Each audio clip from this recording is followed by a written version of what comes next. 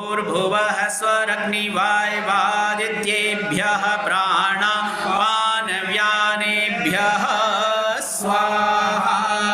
इदमग्निवायवादित्येभ्यः प्राणापानव्यानेभ्यः इदन्नमः। ॐ आपो ज्योतिरसोमृतं ब्रह्म भूर्भुवः स्वरों स्वाहा।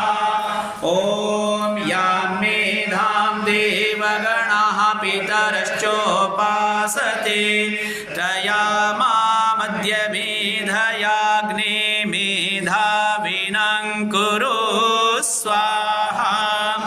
ॐ विश्वानि देव सवितर्दुरितानि परासुव यद्भद्रं तन्नयासुव स्वाहा। ॐ अग्नेनाय सुपथाराये अस्मान् विश्वानि देववायुनानि विद्वान् यूयोध्यस्मज्जुहुराणमेनो भूयिष्ठान्ते नम उक्तिं विधेम स्वाहा।